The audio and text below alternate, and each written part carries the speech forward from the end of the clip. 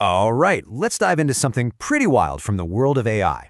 You know that classic story, the student surpassing the master? Well, this is that, but with a twist. The student and the teacher are both artificial intelligences. We're going to talk about how a small, super specialized AI model managed to do something its much, much larger and more powerful teacher just couldn't. So it really makes you wonder, right? Can a student AI, one that was literally trained by a bigger model, actually turn around and beat its own teacher at its own game? I know, it sounds a little like science fiction, but what we're about to see is that the answer is a big, resounding yes.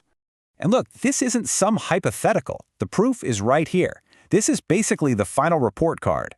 On a really important test, generating perfectly structured code commands, the student AI on the right scored a flawless 100%.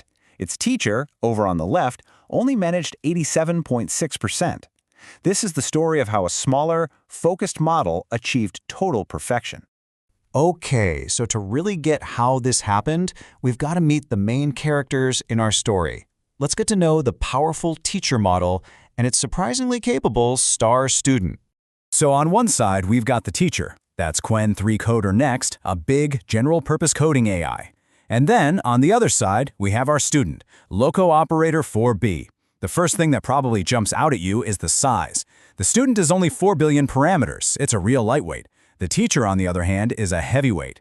And that size difference is key because it's all about their roles. The teacher is a generalist. It does a lot of things. The student, it's a hyper-focused specialist. So how did the student even learn in the first place? Well, it's through a process called knowledge distillation. And you know what? You can think of it exactly like a student learning from a teacher. The smaller student model is trained by basically watching what the larger teacher model does, and it learns to copy its skills, but in a much more compact and efficient package. Now let's talk about the mission.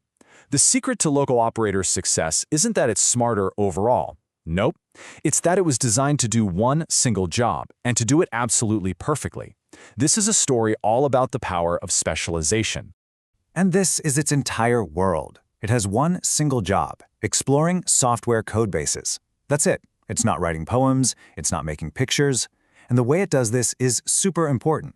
It generates perfectly structured commands, something called tool called JSON. Just think of these as a set of precise, non-negotiable instructions for a computer. That's all it does. And here's how it explores. See, it doesn't think in some abstract way. Instead, it generates the exact commands needed to do things like read files, search for code, or navigate a project.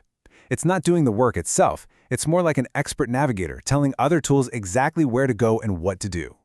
Which brings us to the final exam.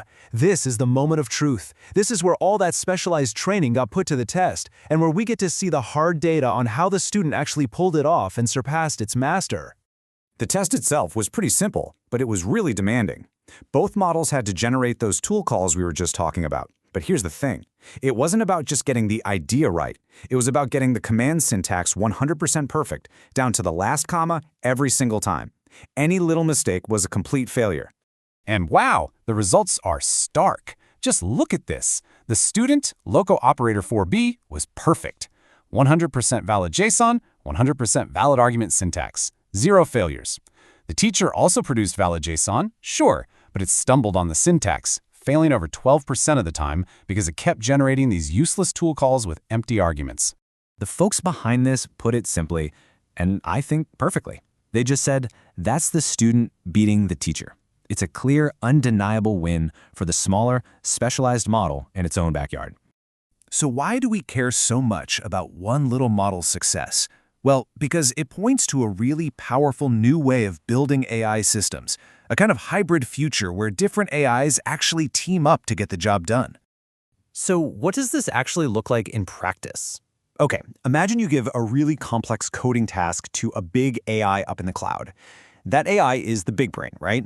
It plans the high-level strategy. But when it's time to actually dig into the code on your own computer, it delegates that job to a local specialist, a sub-agent like LocoOperator.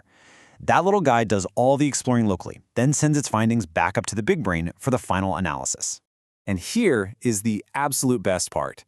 Because all of that heavy lifting, all that exploration is happening right there on your local machine, what's the API cost for that entire phase of the process? 0. A big fat nothing. You're not paying a cloud provider for an AI just to look through your own files.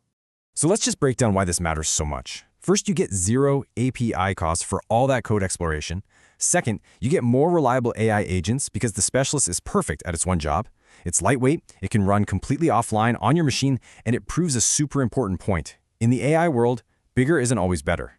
This whole approach opens the door for a new generation of powerful, efficient, hybrid AI systems.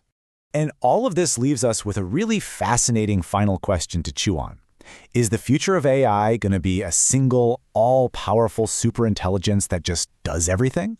Or, as this little model suggests, is it going to be more like a collaborative team of smaller, highly specialized experts, with each one being perfect at its own unique task? It's definitely something to think about.